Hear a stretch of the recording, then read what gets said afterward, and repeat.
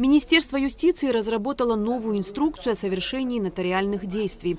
Документ регулирует большой объем общественных отношений, с которыми граждане сталкиваются при обращении в государственную нотариальную контору. Это гражданско-правовые и семейные отношения, вопросы оформления сделок, договоров купли-продажи, дарения, наследственности и многое другое. Мы столкнулись с тем, что инструкция о совершении нотариальных действий была датирована 1977 годом. Инструкция, она так и называлась. Инструкция о совершении нотариальных действий 1977 года Грузинской ССР.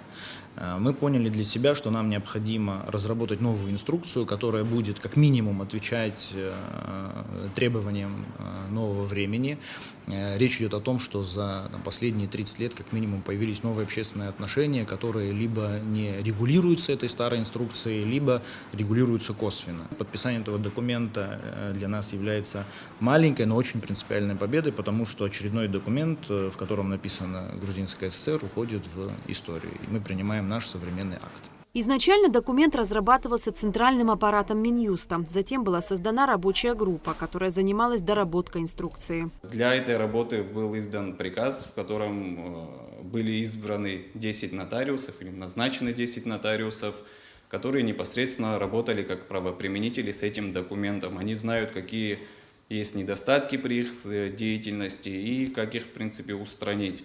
Этот документ, он является таким живым, если можно сказать. Вот есть определение живой конституции, то есть в которую можно быстро вносить изменения и отражать реалии существующие.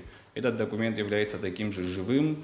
Если общественные отношения будут изменяться, то первые это изменения в данной сфере почувствуют наши нотариусы, которые обратятся к нам, и мы совместно с ними очень быстро можем внести соответствующие изменения. Работа над документом велась около 1,5 лет. Он был полностью переработан и получился объемным. Приведение этой инструкции в современную форму, в том числе сопровождалось обширным изучением нормативно-правовой базы, изменившейся базы за 30 лет, и все это учтено. Отдельно хочется отметить, мы понимаем для себя, что идеального документа не существует. Возможно, что даже эта инструкция имеет в себе определенные неточности, но мы готовы абсолютно оперативно с нашими государственными нотариусами при ее реализации вносить изменения. Предполагаем, что там за короткий промежуток времени все неточности будут устранены. Это будет полноценный документ, которым мы будем пользоваться. Документ вступит в силу с 1 января 2023 года. Эсма Гуланзе, Алексей Гухава, Абхазское телевидение.